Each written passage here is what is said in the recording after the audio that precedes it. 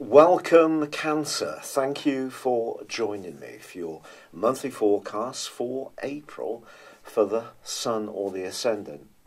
If you've yet to subscribe to this channel, I would be grateful if you did so now.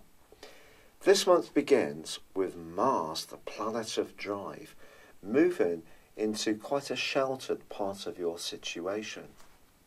Mars in the 12th house can have a tendency to evoke any unresolved issues from the past that may be towards some sadnesses or some angers, injustices, and that can be a bit of a pattern which is going to go on through to the middle of May. But the other big thing that's going to be happening this month is the North Node in your sign, the point of destiny, which is a position which reverses, it goes the opposite direction to the rest of the planets. That's in an opposition with Saturn all through this month. And Saturn itself is aligned very closely to Pluto in your sector of relationships. So finding the right balance between the more emotional side of your nature, because the North Node is almost like a minor Jupiterian influence. It's about bountifulness, and it's asking you, and has done since the 7th of November last year, to move into an embrace of the more tender part of your nature. But it is going to be confronted by Saturn, which of course is to do with structures, but also to do with obstacles potentially, and Pluto's to do with transformation. So relationships generally are going to be a massive part of this month's story, because you have to feel comfortable about how you're interacting with others. However, what's going to help you hugely is the Sun is in a very prominent part of your situation, your 10th solar house. And on the 5th, it reaches that point where it connects to the moon. So we have a lovely new moon. And if you do want to bring all your resources together, your emotional and physical drives, to raise your profile, to gain greater attention for your plans and activities, or perhaps reassert the goals and ambitions that you have, this is going to be a fine time to do so in the following month. And also, Mercury and Venus continue in the sign of Pisces. Now, it's true to say that Mercury is not at its best in Pisces. It is in detriment.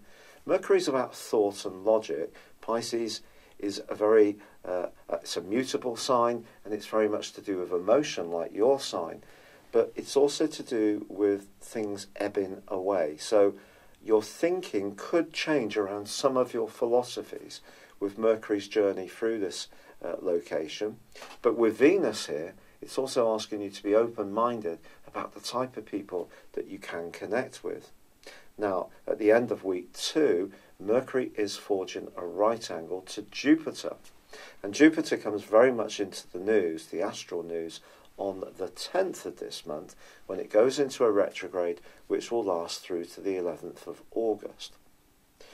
A Jupiter retrograde is rather like a Mercury retrograde, except of course Jupiter is the biggest planet of all in its physical size, and it's very much to do with expansion. It's to do traditionally with good fortune.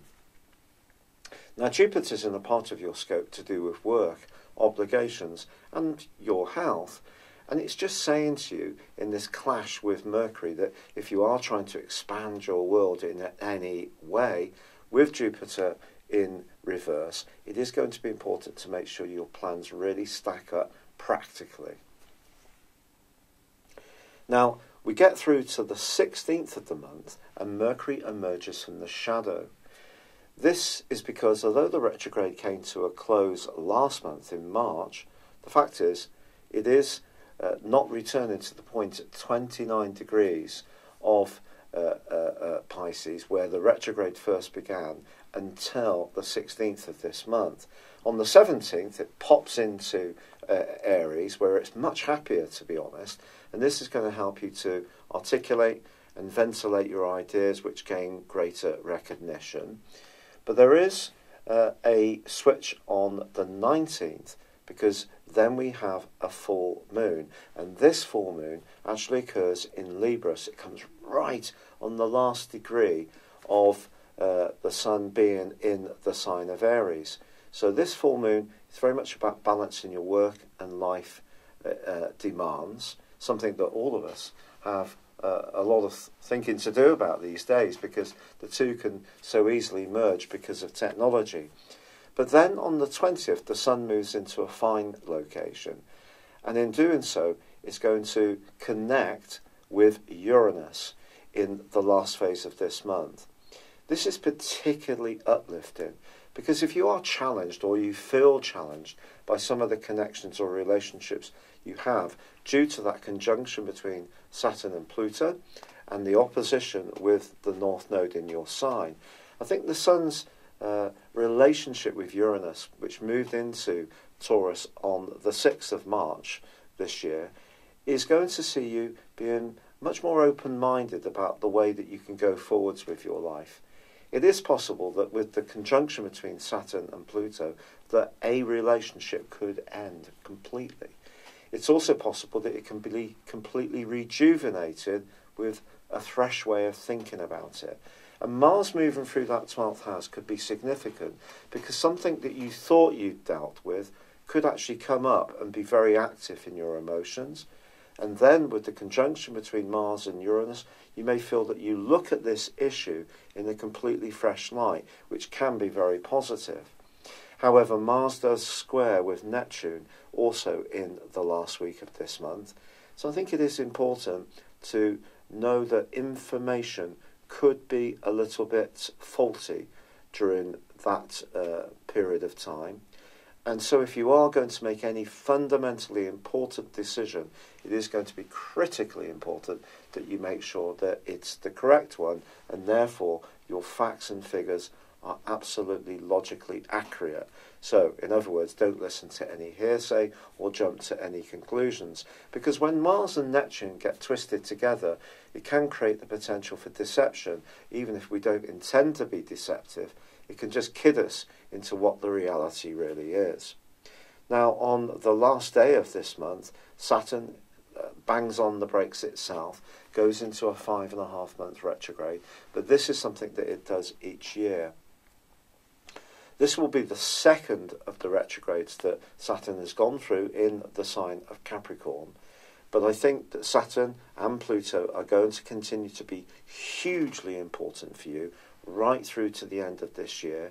And they are, in the guise of Saturn particularly, going to be connecting to the North Node in your sign, or the nodal axis of the South Node in Capricorn, for quite a lot of this year. So I feel the need to evolve around your relationships, so bringing your humanity into play at times when you may be challenged by others, when others may give you quite a vigorous response on how they view you, but if you can evolve in a very humane way, which is in the best traditions of the healing and gentle vibe of your ruler, the moon, there's so much more to be gained than defensiveness or trying to retain a situation simply because it gives you a sense of security, or dare I say even power.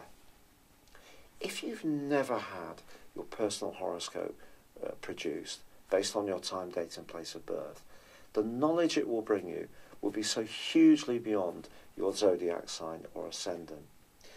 Why not check out my offer beneath this video, where you can get a character analysis and a personal forecast for 12 months at a discount, but the personal forecast also uses directions.